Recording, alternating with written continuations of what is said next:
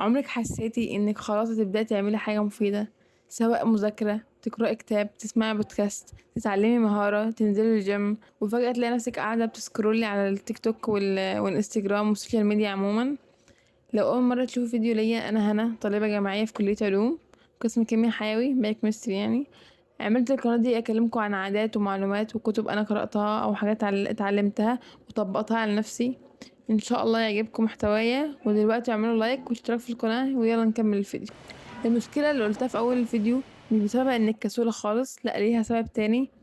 علماء النفس بيقولوا ان التسويف اللي هو تأجيلي، يعني تأجلي اي حاجة انك تعمليها او تقومي تخرجي او ايا كان التأجيل، مش بسبب انك عندك مشكلة في ادارة الوقت خالص، لا، لكن اللي احنا عندنا مشكلة فيه بجد هو ادارة مشاعرنا، بالاخص المشاعر المرتبطة بالمهمة دي او بالتاسك ده اللي المفروض نقوم نعمله. اتكلم من دلوقتي عن اسباب التسويف وازاي نحلها. اول حاجة، الخوف من الفشل. دايما حاسين بالخوف ان احنا نقوم نعمل حاجة، نتعلم حاجة، نقوم نذاكر، ننزل الجيم، نقرأ كتاب، نعمل اي حاجة، في خوف ان احنا خايفين نحس بالملل. فاي حاجة مفيدة بتكون الدوبامين بتاعها قليل، فاحنا اصلا بطبعنا ما بنحبش نحس بالملل. ايه اللي يخلينا نقعد نعمل حاجة فيها ملل وممكن نفشل؟ يعني هيكون ملل وفشل وخوف، يعني الحاجة صعبة ان احنا ممكن نقعد نسكرول على تيك توك وهنحس بالمتعة ودماغنا يفرز دوبامين.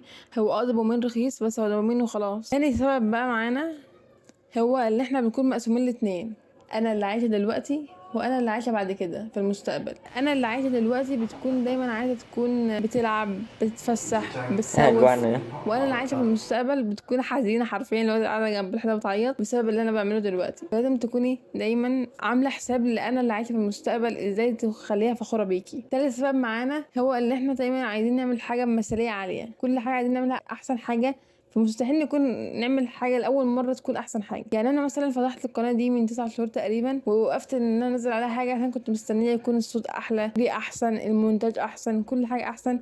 فده مستحيل يحصل، يعني كنت استنيت كل حاجة تكون كويسة كان ممكن أنزل بعد مثلا 20 سنة ولا حاجة. دلوقتي تخيلي نفسك بعد 5 سنين، هل هتكون حابة تكون انت اللي انت عليها دلوقتي، ولا تكون حباها الشخص اللي بتخططي له وبتحلمي له وافكارك وحياتك؟ دلوقتي هقول لنا كلنا خطوات نعملها تحل المشكله دي وتحقق احلامنا.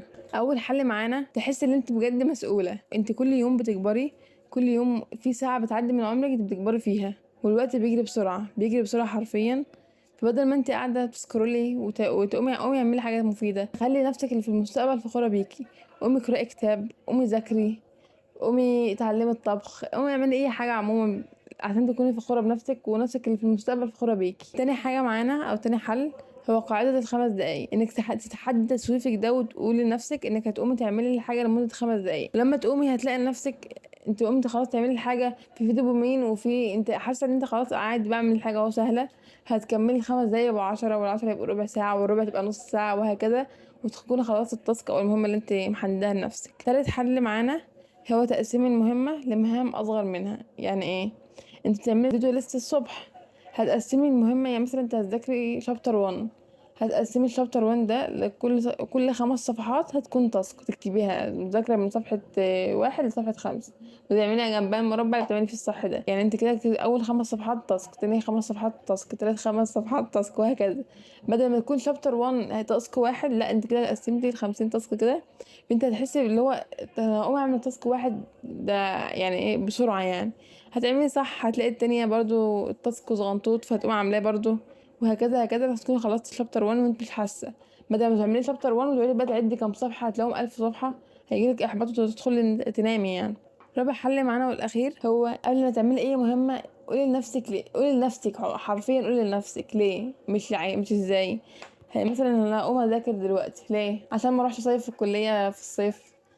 انا هقوم اتعلم مهارة ليه؟ عشان اتعلم المهارة دي واكسب منها فلوس واشتغل بيها، وهكذا. هقوم اسمع البودكاست هيفيدني احسن ما اقعد اسكرول على تيك توك زي ما قلت لكم 1000 مرة، وهكذا. وبس كده. يا رب يكون عجبكم الفيديو وتعلمتوا منه حاجة، ويا رب تحققوا كل اللي بتخططوا له، وتخلوا نفسكم في المستقبل فخورة بيكم، وعيلتكم فخورة بيكم، وكل الناس فخورة بيكم، وانتوا ذات نفسكم فخورين بنفسكم. اكتبولي في التعليقات ايه الموضوع اللي حابين اللي انا اتكلم فيه المرة الجاية، سواء الموبايل، الدوبامين، اي حاجة عموما، اي موضوع تحبوه. واعملوا لايك، ولو ما اشتركتوش في القناة في الاول تشتركوا دلوقتي، وادعوا لي انجح، انا بمتحن فاينل. وبس كده، شكرا.